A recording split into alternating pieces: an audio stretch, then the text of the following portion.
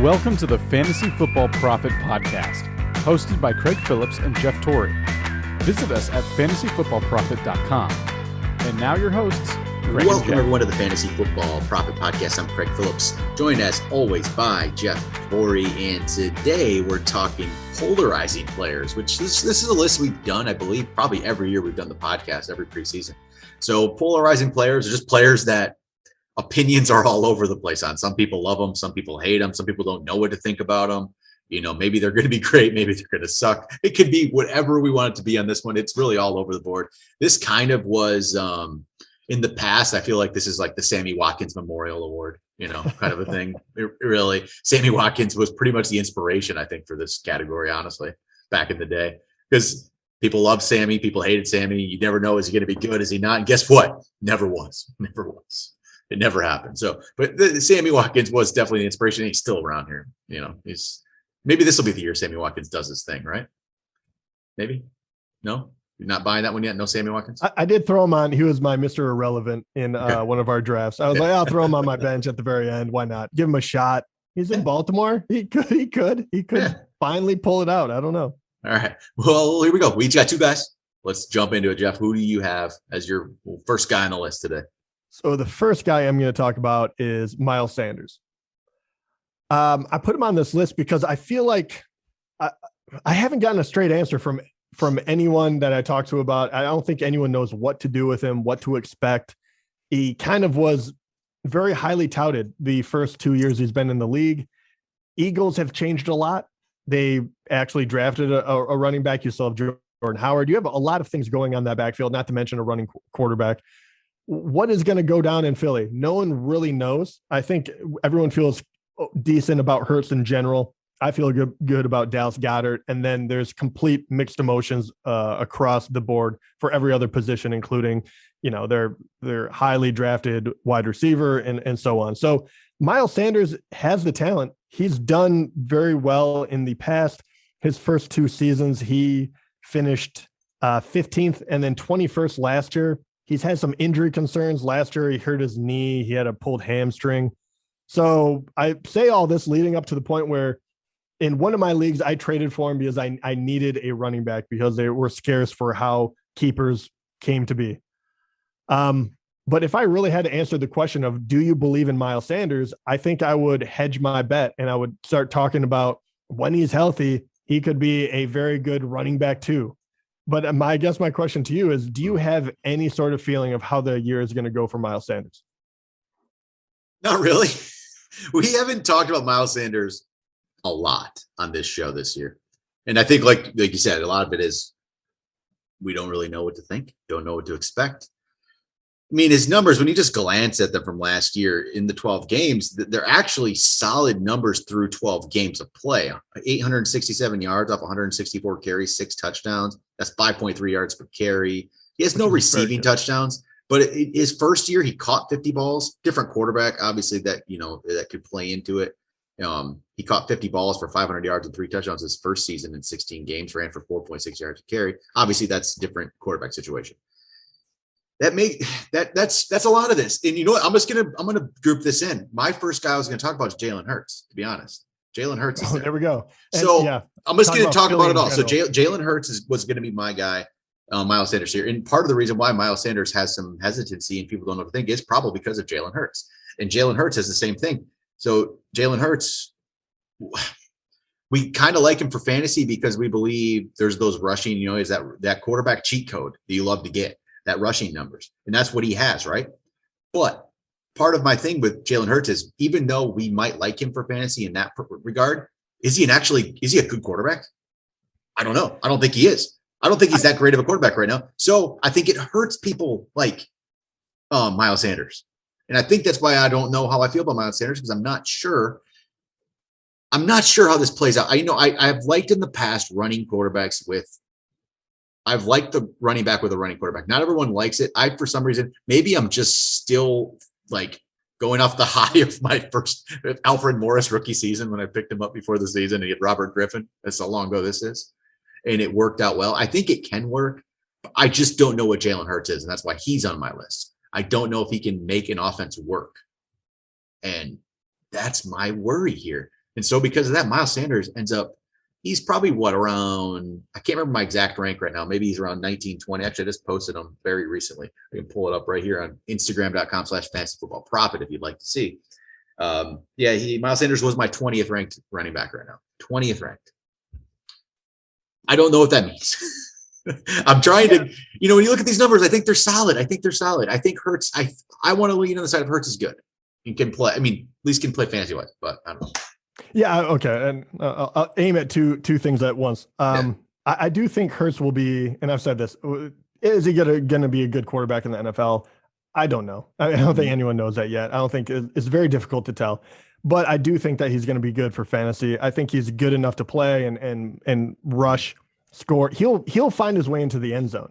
How does it affect other people? That's why I think Dallas Goddard is relatively safe, but I can't say that for the wide receivers. I can't say he's going to throw 25 touchdowns or 20 touchdowns even. And I can't say that enough of those are going to go to a wide receiver to make them worthwhile having. But, as we've seen with tight ends, you can be all over the place. If you catch 5, you're still in the running. You still could do fine. I think Jalen Hurts will rush enough to make him a viable candidate week in, week out. And I think Miles Sanders does have the talent in order to be good, jumping over to him a little bit. And him playing with Hurts it was only 3 weeks, I believe, at the end of the year, but he did well. He did. Finished in the last 4 weeks, which is a very small sample size, right? I know that it's going to feel like cherry picking, but it's really all we have to go on this. And this is why they're so up and down with everyone, their opinions of them. He finished as the 13th overall running back, averaging 16.3 points per game. That would be standard. And that was only 3 games where a lot of these guys had 4. Yeah, I was saying, if you go to those 3 games, he didn't play week 17. So in the 3 games that he played with Hurts, 14, 15, 16, he was the 6th best running back. Okay. So once again, very, very small, but he looked really good when he was healthy. So I tend to lean towards, I think the injuries and how up and down Philly was last year with Wentz and that whole drama. I do think that really hurt him. And when you look at his numbers from his rookie year, which is crazy because it feels like we've been talking about this guy for a while, but he's only been in the league for 2 years. So the first year, he did get vultured quite a few times. He only had 3 touchdowns rushing. He had 818 yards on 179 rushes. You can tell that those numbers he wasn't necessarily the starter the entire year. It's very obvious, right? Game started was 11. He played an entire season. Last year, he only got to play 12. He was the starter for 11 of those. Even though he missed 4 games, he still had 164 rushes. So he wasn't that far off. He was definitely outpacing his rookie year, which is what you want to see. And 6 touchdowns makes me believe that he's going to get in the red zone and he has the ability to score. The thing that holds me back, first of all, injuries. Once a running back starts having them, you start knocking him down a little bit in your ranks. And I'm not, and I realize that McCaffrey was hurt. Delvin Cook had issues early on in his career. Miles Sanders does not prove that he deserves that kind of treatment where you're going to say, I'm going to give it a shot because if he's on the field, he's dynamic. He's good, but it definitely goes into the thinking when you're talking about drafting a guy like Miles Sanders. And I think this is why he ends up in these middle rounds where you're kind of like, would I rather have him? Would I rather have, I'd rather have Montgomery, right? Someone like that, which I think Miles Sanders is probably more talented, but Montgomery hasn't had any real issues with injuries. He's going to get a buttload of carries. Yeah. He's going to be the goal line guy. So it takes away a lot of that worry. Like, hey, if you're going to get 15 carries a game, I'll draft you. So I say, I don't know. And I'm rambling on and on because I wish I could say, yes, I wholeheartedly approve of drafting Miles Sanders because I do think that he's a very talented and young back.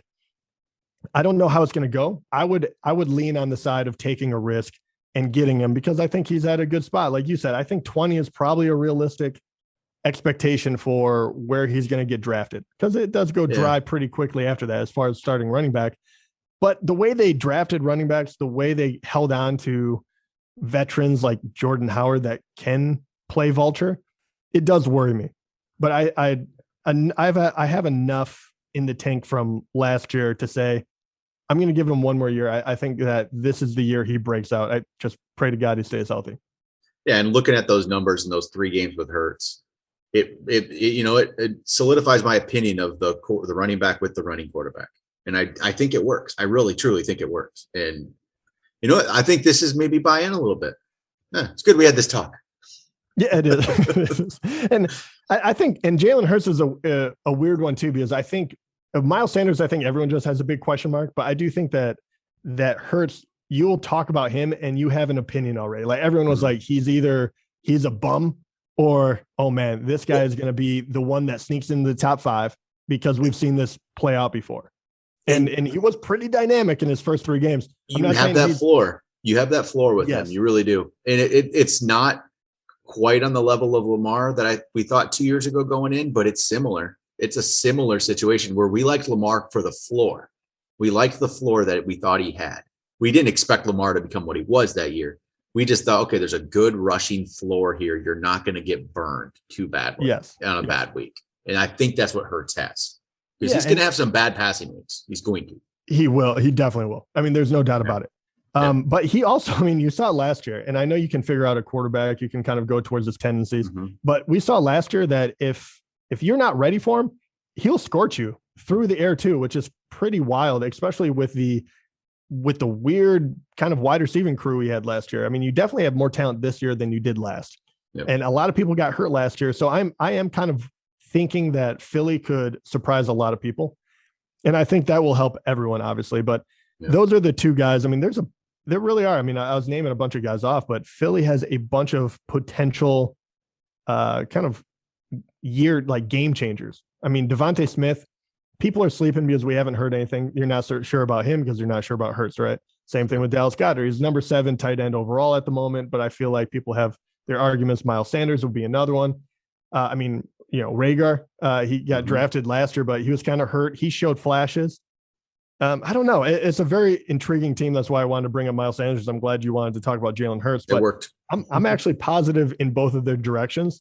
A lot of that has to do with the fact that I think they're being undervalued for a moment because of the uncertainty.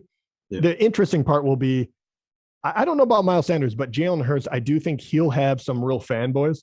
And I do think that in certain leagues, he will go earlier than you think. Sometimes I don't know if you'll get a deal. Yeah. But so we've done 18 relegation leagues so far, 18 of them. And Hurts, I think, is on, this isn't like a huge amount, but it's a decent amount of teams. We got him on 5 teams, 5 of the 18 teams. Jalen Hurts is on our team as a quarterback. Are we the fanboys of Hurts? Maybe, but he's not the starter in each one of those actually, which is a funny thing. I actually grabbed. It was a weird draft, but I actually grabbed Herbert, and then Hurts was still hanging around, so I grabbed another one because I was like, what if he turns into the next? I want that running quarterback. I do. I think that's still the way to go. I think that's how you can really do well in fantasy. I've picked up Justin Fields in 4 leagues as a backup because maybe. Why not?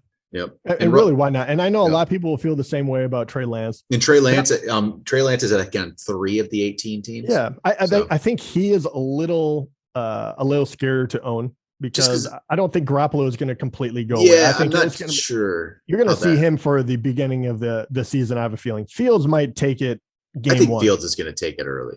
So, yeah, I do too. I really do. But all right, there we go. We got some Eagles talk. We each got one more. Yeah, what do you got? True. I've heard who's your other guy? All right, I feel like we have to talk about this guy because he might be the most controversial person in the league right now, and we're talking about Michael Thomas. Yeah, what do you do here? One of the greatest talents we've seen in the past decade. Really, he's one of the best wide receivers. He's only played for 4 or 5 years now. I believe last year was the first time he fell out of the top 10 as a wide receiver. And 2 years ago, he was the number 1 overall guy. I know Drew Brees is not there anymore. Obviously you should take that into account. But that's not even going to be the reason why he's really talked about is because now he's demanding trades. He's sitting out. He's getting surgeries a little bit later. So the real question becomes, because he's dropping quite a bit, the real question is, does he have value this year? And with the way he is conversing with the team, the way things have been aired out in public, the dirty laundry, it makes you believe that there's a little bit of bad blood there. And yeah, it's hard to say, like, at what point are you feeling comfortable taking a shot at him? Because he still is that talented. And even if he misses first 5 games, how much would you love to have him for the second half of the year if Jameis is behind center? This is an interesting one. He was at their preseason game, I think, over the weekend. It seems like him and Sean Payton had at least, conversation. It seems like some of those tensions have eased. I hope it looks like it. I still don't have any kind of, it doesn't seem like we've seen any kind of real timetable though on it. Which that's the concern. But I hope the off the field stuff, hopefully that is, they figured it out, right? Hopefully. But that doesn't even, that's one thing. And then you still got the injury. When's he actually coming back? And no one seems to have a real good idea. I just pulled up an article right now that said he's ahead of schedule, but they don't even know what the schedule is. Which is the funny part. I had a lot of this last night. I'd see Michael Thomas coming up in the drafts about where he was ranked on ESPN, which ESPN's ranks are all crazy anyway. But you'd see Michael Thomas and you'd be like, should I pull the trigger? And you know what? That's one of those situations where I kind of feel like it might be worth the risk. I really do. I feel like it could literally be a season winner. Like that's how talented he is. It truly could.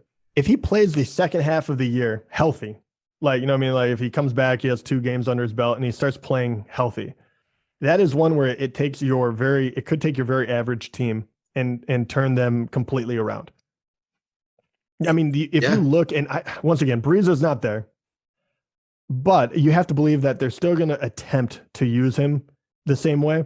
And even if the amount of targets don't line up on average to where he used to be, they're pretty incredible. I mean, his rookie year, he had 121 targets.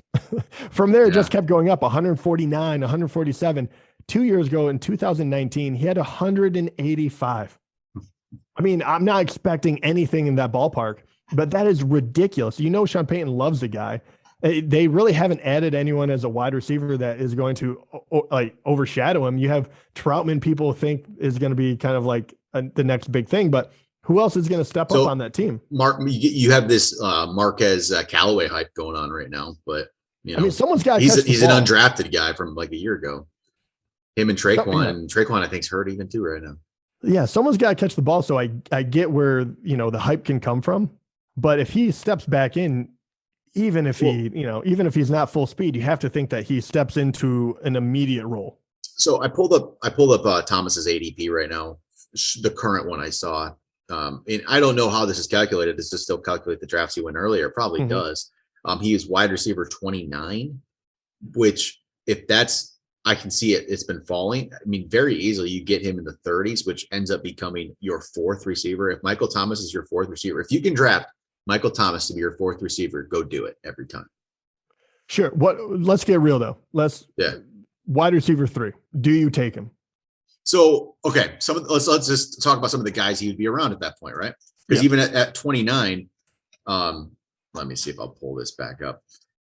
All right. Wide receiver 29. I had it here a minute ago. And it was around like Juju. That's kind of who he was by. Cortland Sutton, Juju Smith-Schuster. Man, I want to say Michael Thomas is probably worse than that. I think I would want, because there's Cortland Sutton risk too. I mean, he's coming back from the injury. All right, here we go. Michael Thomas, 29. He is 1 spot ahead of Juju, 2 spots ahead of Cortland Sutton, Devontae Smith, Jerry Jeudy. That's who the guys are going after him.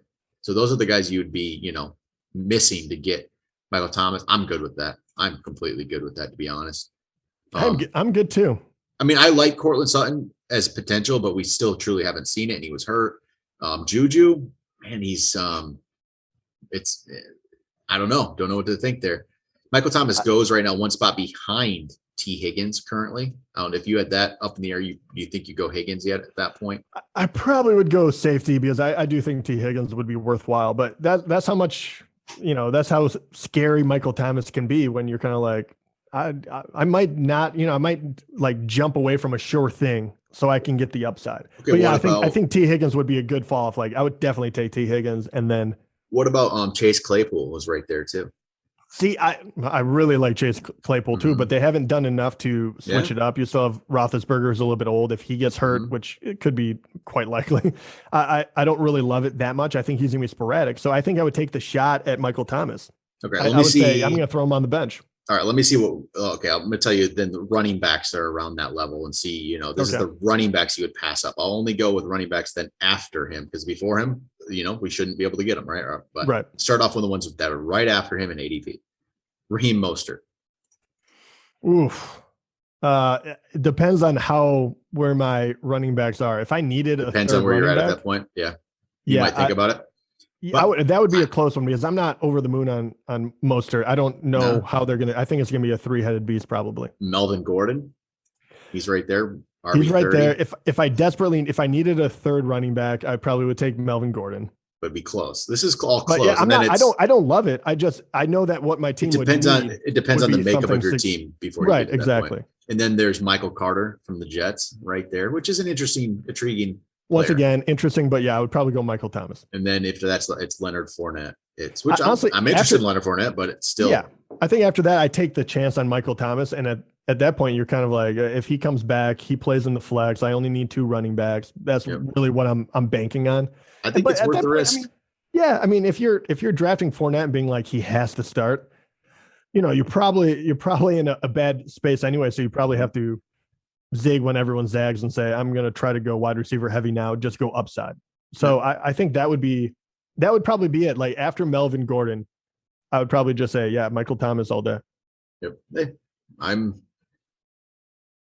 I think he's worth that. If he's healthy and comes back and is Michael Thomas, man, you just got a top 10 receiver for nothing. Like you're in great shape. This is the kind of risk I think you take. I think you take it. So I'm good with it. So he's a high end wide receiver 3, even right now. That's kind of what we're saying. Yep.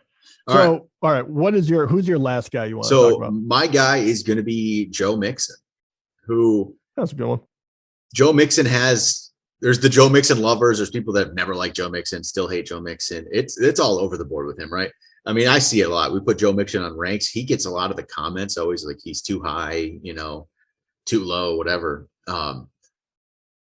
He's ranked probably for us or for me about number, I think 11. His ADP though is 13. So he's slightly below that. He's right there. He's that borderline. He's possibly running back 1. He's possibly your running back 2.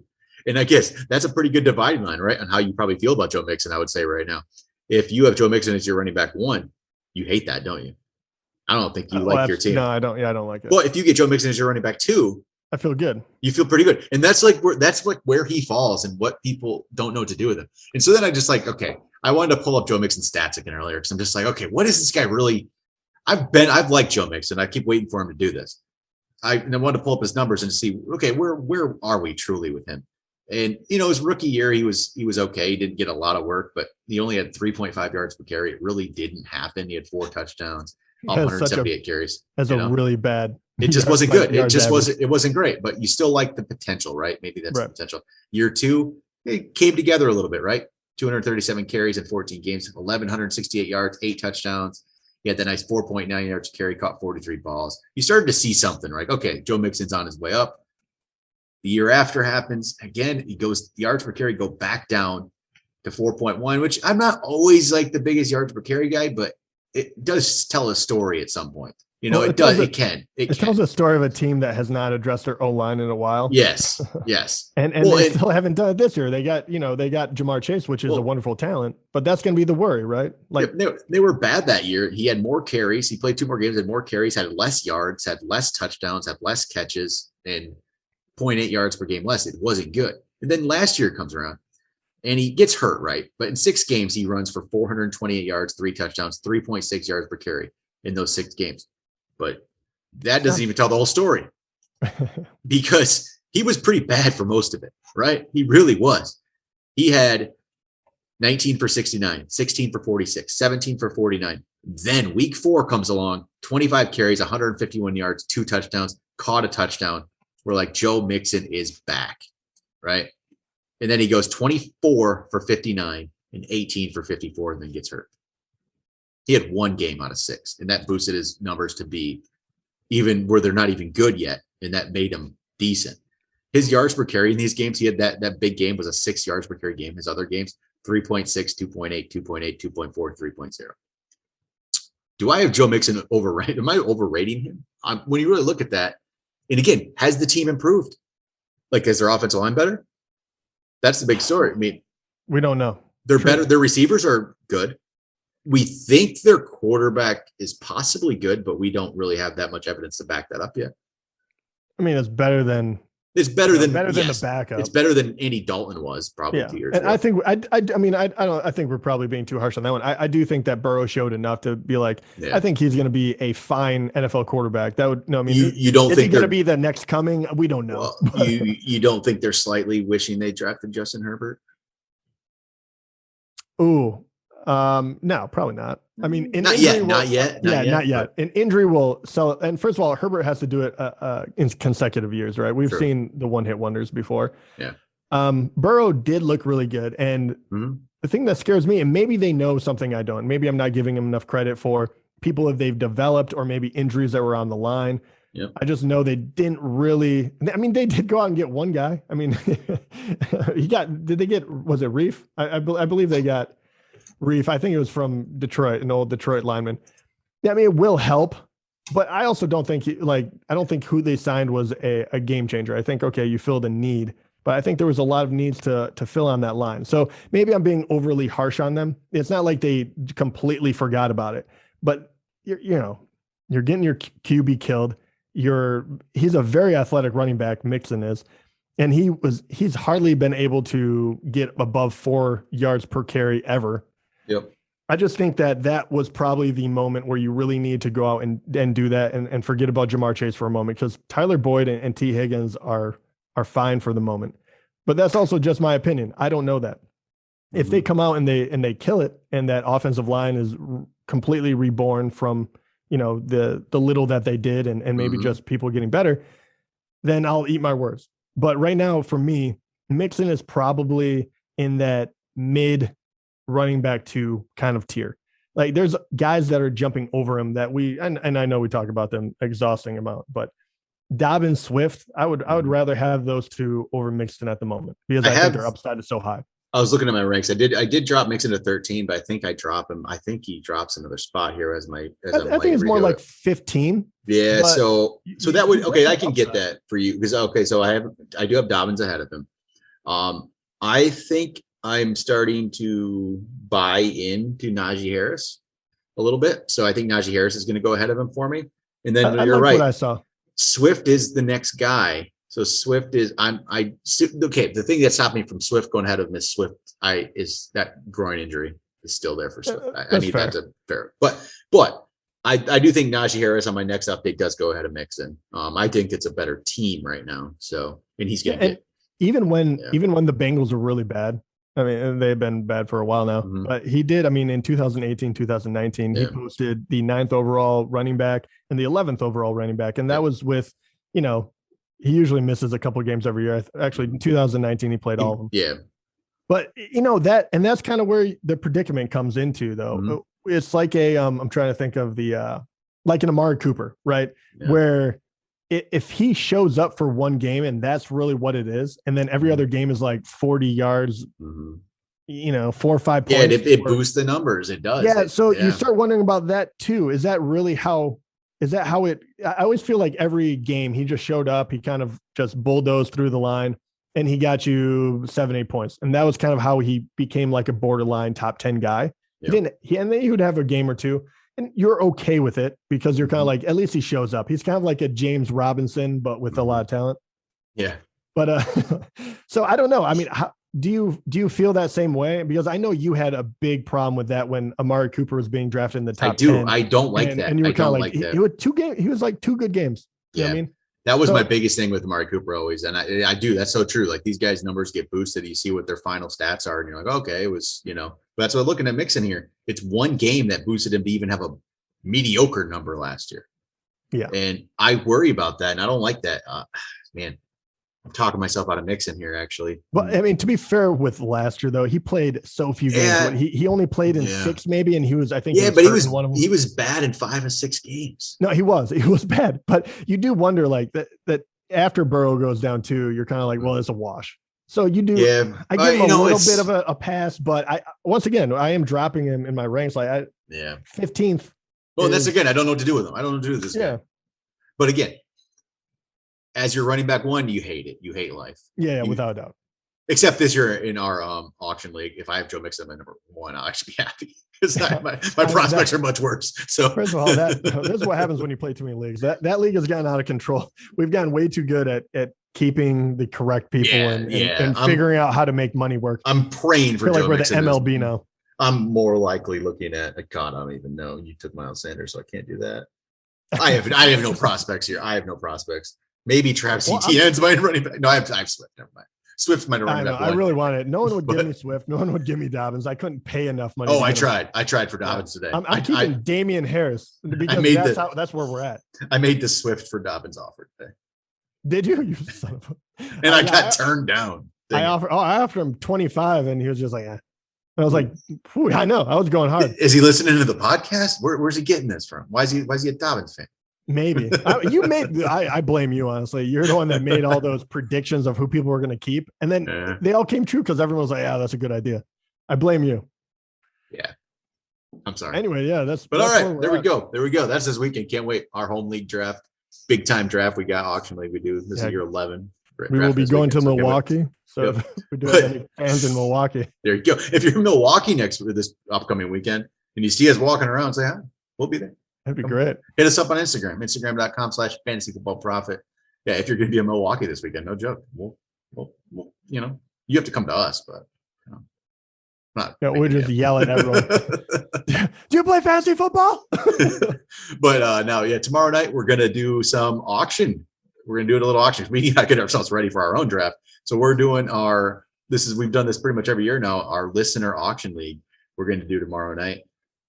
If you want a spot in it, go hit us up because I'm going to post. This can be posting. It'll be overnight here, so you'll hear this. If you're one of the first to hear it, go send us a message on Instagram. It's the best spot. Instagram.com/fantasyfootballprofit. I can't talk. Or fantasyfootballprofit@gmail.com. Send us a message if you want in that league. We're going to draft tomorrow night. I believe our draft's going to probably start at 10 p.m.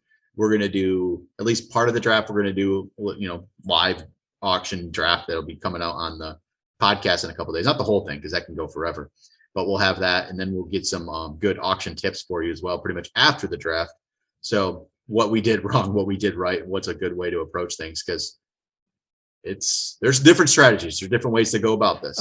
It can go haywire, and I know when we're drafting with our people that think like we do, it's a little more different. But I've been doing them, and I shot Craig a quick snapshot of who I was able to draft. And I'll be honest, for the people that we like, it does go off kind of without a hitch. I was able to get McCaffrey. I was able to get, McCaffrey, Dobbins, Swift, ETN. That's the beauty. That's the beauty of auction. Yeah, you and then get your guys. To get 2 very good wide receivers. I can't remember who they were anymore, but they both were like top 15 guys. They're very good. Like if you spend your money in the correct ways, and Dobbins and Swift, as far as auction goes, are still a steal. They're great. And I tell you, auction is so much better than I love auction. I love doing both of them, but man, you can really get the team you want. Yep. So if you want in on that, get a hold of us right away. We're going to get some spots out there. We have 8 open spots. We're going to do a 10-team league. So we have 8 open spots. So get your name in there. We'll hook you up. So, all right, that'll do it for today. Talk to you guys next time.